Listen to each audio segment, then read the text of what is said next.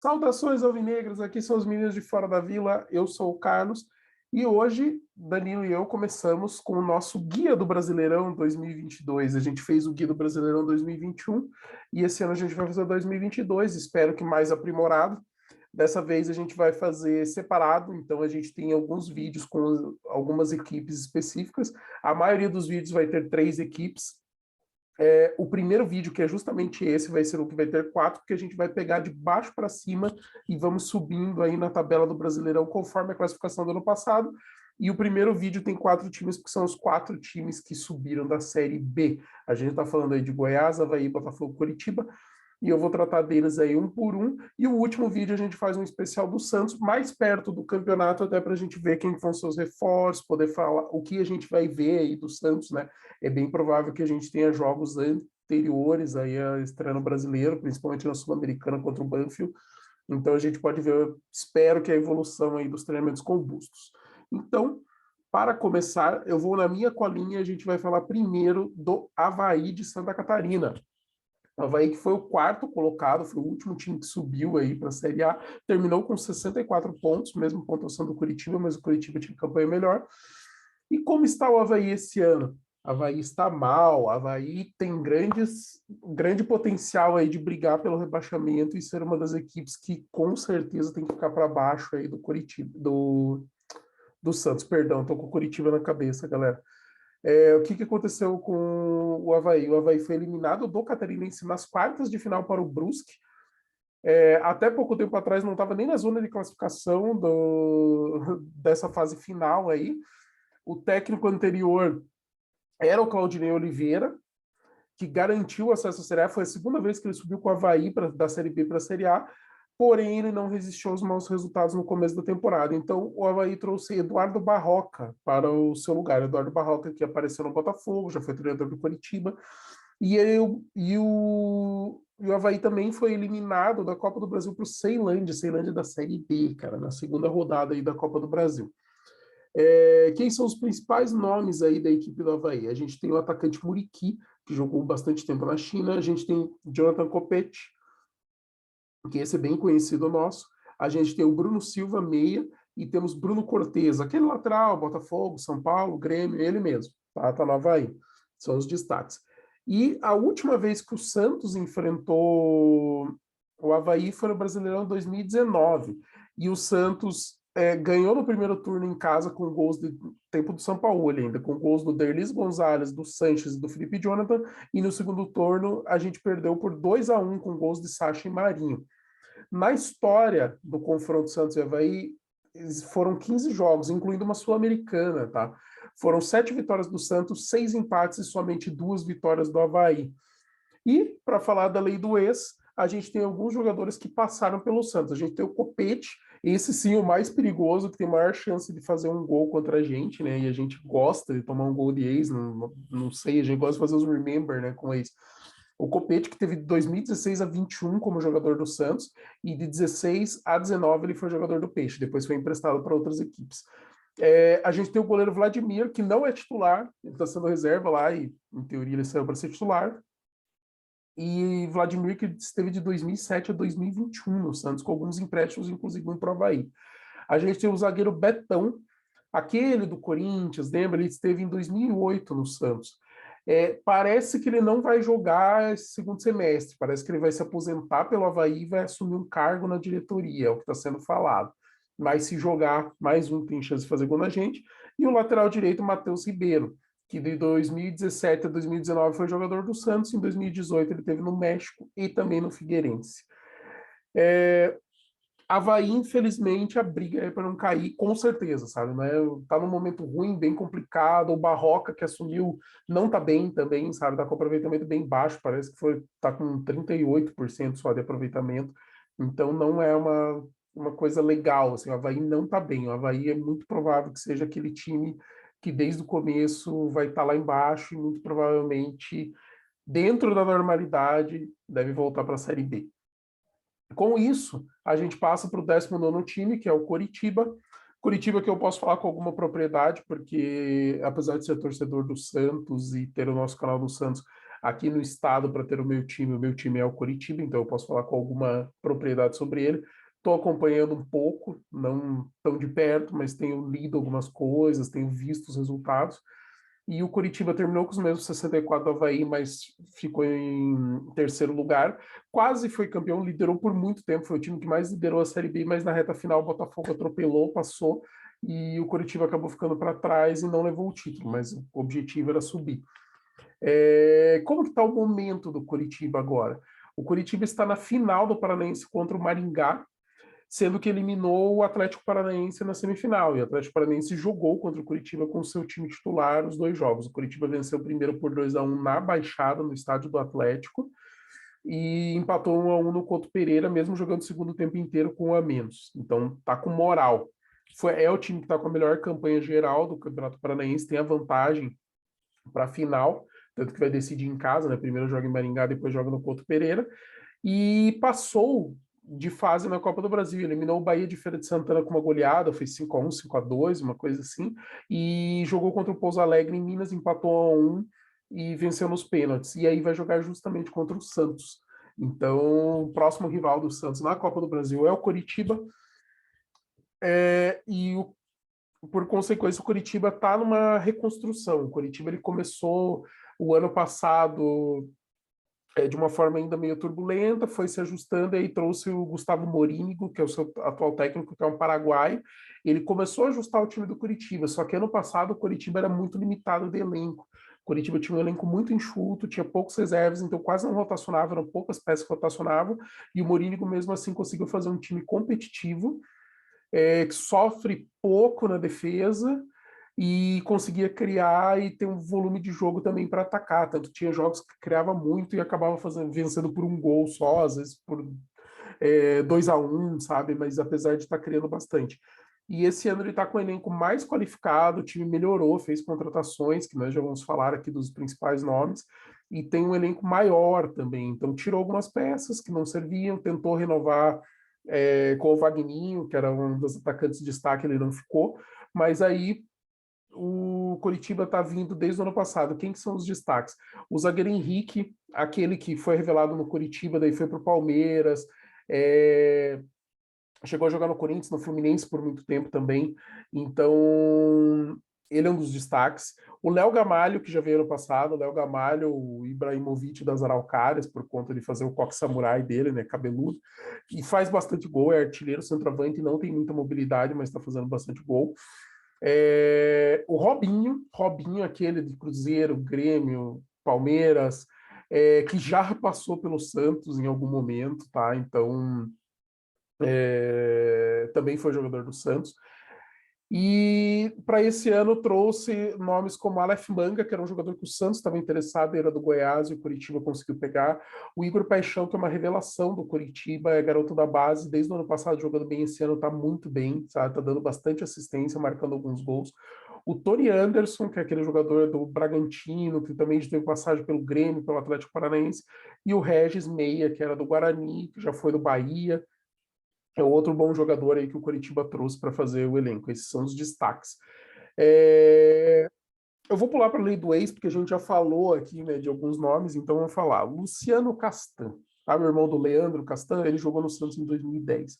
Nem me recordo dele. Eu lembro que ele passou, mas eu não lembro dele jogando.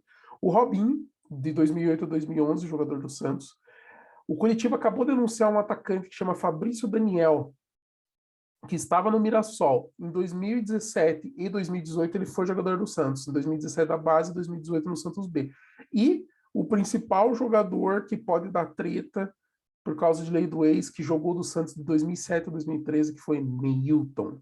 Por quê? Porque é aquele cara que quase não faz gol, quase não faz nada, ele é reserva no time, ele voltou de lesão agora, então assim, ele entrou bem pouco, mas é o tipo de jogador que é capaz de entrar e meter o gol na gente, né? Vocês sabem como é, né?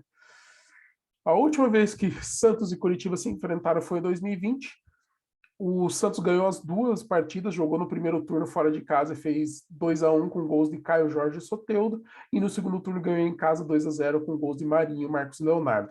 Na história do confronto, 45 jogos entre Santos e Curitiba, com 25 vitórias do Santos, 8 empates e só 12 vitórias do Curitiba. Coritiba, nessa análise, pelo momento e pela construção de longo prazo, pelo elenco que está se fortalecendo, é um time que vai brigar na parte de baixo da tabela, mas que parece ter um algo a mais, sabe? Parece ser um time mais coeso, um time que já tem um estilo de jogo, que consegue saber sofrer o jogo, consegue marcar bem também, não sofrer tanto assim num jogo mais de igual para igual. É um time que, pelo menos no momento, pelo que eu tenho acompanhado, tem um pouco mais de qualidade, pode dar mais trabalho. Passando de um time verde para outro, que agora é o Goiás, que foi o vice-campeão da Série B, terminou com 65 pontos, um ponto à frente de Curitiba e Avaí. E para falar do Goiás, vamos falar do momento do Goiás. Ele está na final do Goiano contra o Atlético Goianiense e está na terceira fase da Copa do Brasil, vai jogar contra o Bragantino. Antes ele eliminou o Souza da Paraíba e o Criciúma de Santa Catarina. E para falar de momento, agora tem uma coisa muito estranha, cara. Glauber Ramos, que é adjunto, é técnico do Goiás no momento, porque o Goiás demitiu o treinador que era o Bruno Pivetti. Ele durou um mês no cargo e ele ganhou 5 jogos de 7. Mesmo assim, ele foi demitido. Por que ele foi demitido? Porque o responsável pelo futebol ali era o Paulo Tuori. O Paulo Tuori acertou com o Internacional e saiu. Então a diretoria preferiu mandar o homem de confiança do Paulo Tuori embora e apostar, pelo menos por enquanto, no adjunto Glauber Ramos para tocar o Goiás, que já tinha assumido o Goiás em outro momento, que o Goiás estava sem técnico também. Então, Glauber Ramos é o nome do momento, temporário, a gente não sabe se vai ser efetivado, se vai ter outra contratação, como que vai funcionar, mas por enquanto é o Glauber Ramos. E os principais nomes do Goiás, a gente tem o Danilo Barcelos, que era lateral do Fluminense, tem o Luan, esse é o grande destaque, é aquele mesmo que era do Atlético Mineiro, tem o Pedro Raul, que estava jogou no Japão, jogou no México, ele era do Atlético Goianiense, e o grande destaque do Goiás nos últimos anos, Tadeu, o goleiro Tadeu, que é um grande goleiro do Goiás, ele já é um nome considerado relativamente histórico, e vai seguindo aí a trilha do Harley para ser um dos grandes goleiros da história do Goiás. O Goiás, que a última vez também que jogou contra o Santos foi em 2020, no primeiro turno, o Santos ganhou fora de casa por 3-2, com Marinho, Jefferson fazendo gol contra e Marcos Leonardo, mas perdeu em casa por 4-3, cara, no segundo turno, que foram os gols do Santos foram de Lucas Braga, Caio Jorge e Marinho. Aquelas derrotas doídas que a gente sofre, né, cara? Só de lembrar disso tá me incomodando. Na história, o Santos jogou várias vezes contra o Goiás, porque fazia bastante tempo também que o Goiás tinha uma sequência de Série A por muitos anos, e o Santos, que nunca caiu, né? Jogaram 51 vezes, foram 19 vitórias do Santos, 16 empates e 16 derrotas, ou seja, é um adversário complicado, é muito equilíbrio. O Santos só tem 3 vitórias a mais do que o Goiás, e são 3 vitórias a mais do que o número de empates entre os times, então bem complicadinho e bem enroscado. E quem que pode fazer a lei do ex? Apodi. Vocês lembram do Apodi, cara? Jogou em 2008 no Santos. Era aquele que era lateral, ponta. Ele está listado como ponta como jogador do Goiás. Não sei se está de titular, se é reserva. Não sei a situação dele, mas é um que pode encrencar pra gente aí com lei do ex. E subindo na tabela, agora a gente indo para o 17º, que na verdade foi o campeão da Série B. Botafogo. Botafogo, nosso rival histórico, tanto pela fase das grandes equipes de Santos e Botafogo, que eram base das seleções brasileiras, quanto também pelo título de 95, garfado do Santos, né? E do time que mais me marcou na história do Santos, né? O time que me marcou foi o time de 95, apesar dele não ter sido campeão. Gostava demais daquele time, jogava muita bola. Giovanni, Robert, América, Manducaia, era bonito demais de ver, e o Giovanni comandava demais aquele time. Enfim, vamos falar do nosso adversário histórico. O Botafogo terminou com 70 pontos, 5 pontos à frente do Goiás, ele atropelou, ele começou, o Anderson Moreira, ele pegou o time quando o Botafogo era o 14º lugar e recuperou o time começou a ganhar, não perdia mais, ia ganhando, ganhando, ganhando. Teve uma época que estava um pouco abaixo do Coxa, os dois ganhavam, ganhavam, ganhavam, até que o Coxa caiu um pouco de rendimento, o Botafogo, que estava vindo em crescimento, passou e não perdeu mais a liderança. Botafogo, que agora é uma SAF, né? Então é uma sociedade anônima do futebol, já vendeu, né, seu time aí para o John Testor, né, que tem também investimentos aí no Crystal Palace na Inglaterra, e que quer montar um conglomerado de times, mas ele quer segundo ele quer uma gestão mais próxima, de tipo, respeitar o jogador, a história, os torcedores. Então ele está vindo, já fez alguns investimentos para resolver problemas de caixa iniciais, já fez alguns investimentos agora em futebol, trazendo alguns jogadores, a gente já vai falar. E a ideia é que o Botafogo, desses times aqui, eu acho que o Coritiba e o Goiás tem algo a mais assim para brigar, para não cair, para estar um pouquinho mais para cima, mas eles dos 4 times que subiram, o Botafogo tem mais condições porque tem uma estrutura financeira melhor agora com a chegada do Testor, está trazendo jogadores, já vou falar sobre isso. E o Botafogo, desses modelos de SAF que a gente está vendo aí, o Botafogo e o Cruzeiro, que já foram negociados, o Cruzeiro ainda não assinou o acordo de venda com o Ronaldo, mas está negociando para fechar. E o Vasco, que está trazendo uma parceria dos americanos, um fundo que é o 777 Partners, parece que é o mais estruturado, até porque o Botafogo estava há anos estruturando formas de investimento para tentar salvar, porque a dívida do Botafogo tinha passado de bilhão, o time estava em decadência de torcida, é um time antigo, os torcedores envelhecendo, então menos torcida nova, porque daí não tinha tantas conquistas, endividamento muito alto, quase sem conseguir operar. E agora, com esses investimentos, tende a crescer, e esse modelo de SAF do Botafogo, em que o Testor tem a obrigação de investir 400 milhões de reais e assumir as dívidas, é uma coisa que pode dar muito certo. Então, o Botafogo tem pelo menos comparando com o Cruzeiro, mais estruturada, melhor estruturada a proposta. Então tem chance aí do Botafogo crescer e sair desse momento ruim, e já nesse campeonato, com os investimentos, pode fazer um campeonato melhor do que os outros 3 ali concorrentes. Porém, já caiu na semi do Carioca contra o Fluminense, foi um jogo bem conturbado, principalmente o jogo de volta, e vai jogar a terceira fase da Copa do Brasil contra o Ceilândia. E o Botafogo só entrou agora na Copa do Brasil porque foi campeão da Série B. Campeão da Série B só entra na terceira fase. Quem é o treinador? Eu falei de Anderson Moreira, mas Anderson Moreira caiu. E por que ele caiu? Porque o John Testor quis investir no treinador com a característica de jogo que ele quer para o Botafogo. E ele trouxe o Luiz Castro, um português que já foi treinador de Porto e do Shakhtar Donetsk da Ucrânia. Acabou de chegar. A gente ainda nem viu como é o Botafogo com o Luiz Castro. Ele ainda vai ter que treinar, a gente vai ter que ver crescer aí dentro do Campeonato Brasileiro.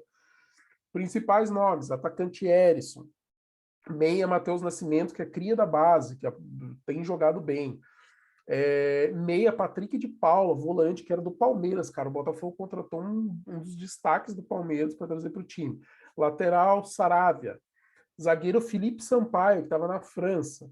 Meia Lucas Piazon, que era do Chelsea, que foi emprestado, sabe? Ele estava no elenco do Chelsea, foi contratado muito novo, mas era um cara que jogou em vários times da Europa por empréstimo por causa do Chelsea. Vitor Sá, atacante, que já jogou na Áustria, já jogou na Alemanha e estava na Arábia, e Rafael, aquele lateral que tem um irmão gêmeo também, que era lateral, um era lateral direito, outro lateral esquerdo, que era do Manchester United, lembra? Apareceu no Fluminense, ficou anos lá no Manchester United, jogou em alguns outros times da Inglaterra, mas por último veio para o Botafogo porque ele é torcedor do Botafogo e ele quis, ele falou, eu quero jogar no Botafogo. Então, assim, o investimento é alto, são muitos jogadores chegando, e a gente tem que ver se vai dar liga, mas está com um bom futebol, está trazendo aí um bom futebol do Anderson Moreira. O Luiz Castro vem pegar um time montado que tem potencial, mas que precisa ainda se encaixar com essas novas peças e crescer ainda mais no campeonato, nos campeonatos que vier disputar. Última vez que o Santos enfrentou Brasileirão 2020, no primeiro turno fora de casa, empate em 0-0. No segundo turno em casa, vitória por 2-1 do Peixe, com gols de Soteldo e Bruno Marques, nenhum dos dois mais está no time. Na história, cara, esse é um confronto que tem muita história. Santos e Botafogo se enfrentaram 96 vezes, cara. E o Peixe leva vantagem, tem 39 vitórias contra 28 do Botafogo, e foram 29 empates. Então aqui o Santos leva uma vantagem histórica legal, num número de jogos bem grande, né? São quase 100 jogos aí entre Santos e Botafogo. E eu fui procurar no elenco do Botafogo se tinha alguém com a lei do ex, porque aparentemente não tinha, mas temos. O zagueiro Felipe Sampaio, que veio da França, ele estava jogando Guingamp, ele foi jogador do Santos na base do Santos de 2012 a 2014. Então a gente tem uma lei do ex aí também para enfrentar, que pode complicar nosso lado. Como eu já disse, o Santos gosta de fazer um revival com seus ex. E é isso, galera. Começo, primeiro vídeo aí da nossa análise aí do nosso Guia do Brasileirão 2022, começando pelos times de baixo para cima, Avaí, Coritiba, Goiás e Botafogo. O próximo vídeo vai ser do Danilo, que vai falar aí dos times que terminaram na parte de baixo da tabela, mas não caíram. Juventude 16º, Cuiabá 15º e Atlético Paranaense 14º. Galera, muito obrigado por acompanhar nosso trabalho. Curtam, comentem, compartilhem, se inscrevam no canal, tragam mais cientistas para a nossa comunidade. E você também que gosta do bom futebol, que quer acompanhar o brasileiro, tá aqui um guia rápido para você saber quem são os destaques, o que está acontecendo, quais os momentos. Acompanhe com a gente os meninos de Fora da Vila. Um grande abraço e até a próxima. Tchau, tchau.